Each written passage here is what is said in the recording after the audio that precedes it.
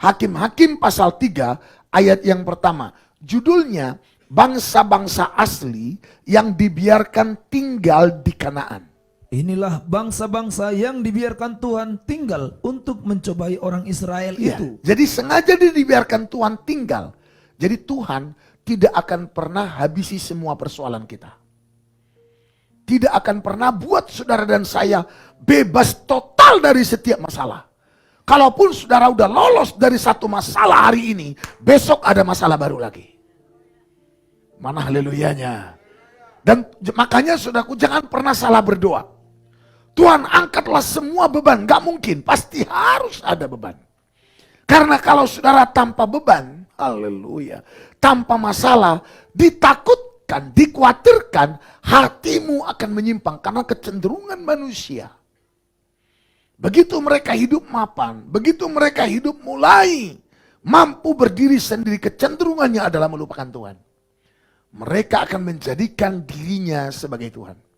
Makanya nggak bisa dipungkiri, perhatikan lihat orang-orang kaya, orang-orang sukses itu sangat susah memberi diri pada Tuhan. Kecuali dihantam oleh Tuhan dengan berbagai macam hal. Haleluya. Lihat saudaraku negara-negara maju, ujung-ujungnya kan mereka menganggap kami adalah Tuhan. Mereka bahkan nggak percaya adanya Tuhan, bahkan menjadi ateis. Itu nggak bisa dipungkiri saudaraku yang sama Tuhan. Kita lihat juga raja-raja di Israel, hakim-hakim di Israel. Begitu mereka sampai kepada tingkat kemapanan hidup. Mereka sampai kepada tingkat kesejahteraan hidup.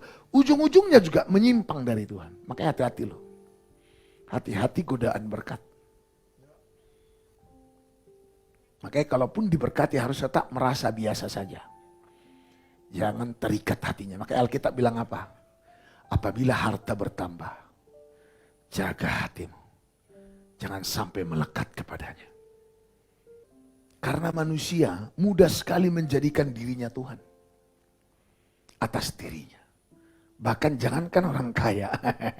Kita yang lemah dan miskin ini aja seringkali sok hebat. Jangankan saudara, aku pun sering sok hebat. Kita sering merasa sok bisa. Sok taunya tinggi. Bahkan walaupun salah. Itulah manusia, saudaraku yang ngasih Tuhan. Jadi ternyata bangsa-bangsa Kanaan itu yang harus tadinya disapu bersih dari tanah Kanaan, ternyata dibiarkan Tuhan tinggal untuk apa? Mencobai orang Israel. Jadi yang mencoba itu bukan Tuhan, bangsa-bangsa itu. Tapi Tuhan izinkan pencobaan itu datang. Nah, kenapa Tuhan izinkan pencobaan itu datang? Supaya hatimu, sama-sama katakan hatiku, tertuju pada Tuhan. Katakan amin. Jadi kalau makin banyak persoalan hidupmu, makin banyak pencobaanmu, itu berarti kamu harus makin bertobat. Kalau engkau makin punya banyak masalah, makin bersungut-sungut, akan makin tambah masalahmu 2 kali lipat. Apalagi semakin menyalahkan Tuhan. Tuhan gak adil. Kenapa? Kenapa aku punya masalah? Sementara yang lain, dia baik-baik aja, padahal sama-sama satu ibadah, sama-sama gereja, dalam satu penggembalaan. Kenapa hidupnya enteng-enteng aja, lancar-lancar aja, dan lurus-lurus saja. Sementara saya, banyak sekali Tuhan gak adil. Percayalah, ditambah 100 kali lipat. Jadi masalah itu sebenarnya adalah sahabatmu dan sahabatku. Agar selalu mengingatkan kita betapa tak berdayanya kita hidup. Dan harus sepenuhnya bersandar dan mengandalkan Tuhan. Kurang mantap aminnya. Sudah tahu kenapa akhir zaman ini keadaan makin sulit? Hampir terus setiap tahun tambah sulit, betul nggak? Tambah tahun, tambah ribet, tambah rumit, tambah hebat tekanannya. Karena apa? Manusia makin bebal. Hati manusia makin jauh dari Tuhan. Dan akhirnya, cobaan pun Tuhan izinkan bertambah. Kiranya dengan itu Mereka sadari dirinya yang penuh dengan keterbatasan. Sehingga mereka mengambil keputusan mencari Tuhan. Orang yang hatinya melekat pada Tuhan. Orang yang hatinya tertuju pada Tuhan. Firman Tuhan berkata, sekalipun 10.000 rebah di kananmu, 1.000 di kirimu, kamu cuma jadi penonton. Itu Mazmur 91 ayat 7 dan 14. Walau 1.000 orang rebah di sisimu, Terus, dan 10.000 di sebelah kananmu, tetapi itu tidak akan menimpamu. Sungguh hatinya melekat kepadaku, maka aku akan meluputkannya. Aku akan membentenginya, sebab ia mengenal namaku. siapa yang diluputkan Tuhan? Yang hatinya melekat sama Tuhan. Makanya pastikan hatimu jangan melekat pada mamon. Jadi melekat. Jadi semua cobaan itu Tuhan izinkan ternyata untuk melekatkan hati kita pada Tuhan.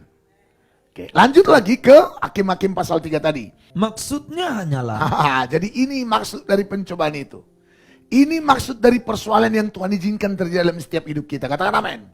Ini maksudnya. Terus, supaya keturunan-keturunan orang Israel yang tidak mengenal perang yang sudah-sudah ya, dilatih berperang oleh Tuhan. dilatih berperang oleh Tuhan. Terus, Mereka itu ada di sana, masih ada di sana tidak ditumpas. Terus, supaya ia mencobai orang Israel dengan perantaraan mereka untuk mengetahui. untuk diketahui. Ini tadi maksudnya ialah, dan sekarang untuk diketahui. Terus, Apakah mereka mendengarkan perintah yang diberikan Tuhan kepada nenek moyang mereka dengan perantaran Musa? amin.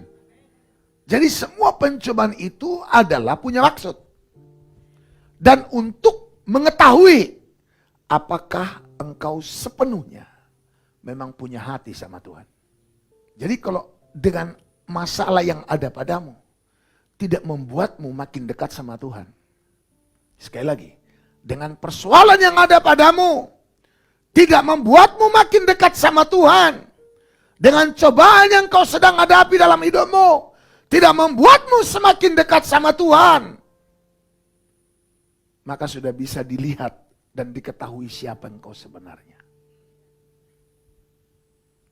Kau bukan orangnya Tuhan.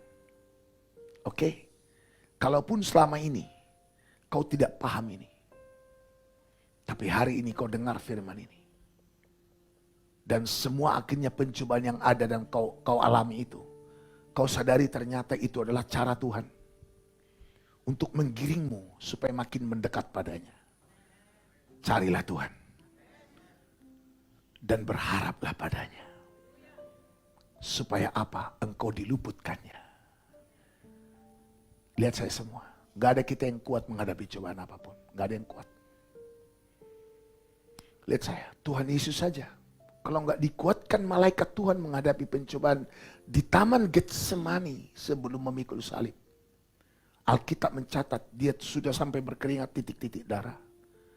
Dan dia sangat ketakutan. Tetapi seorang malaikat datang menguatkan dia.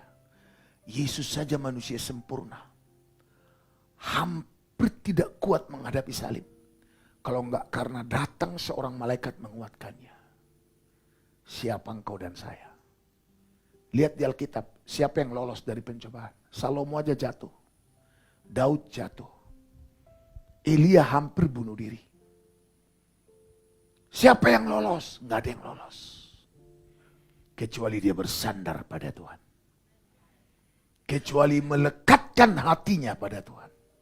Apapun saudara sedang alami dan hadapi hari-hari ini, jangan bersungut.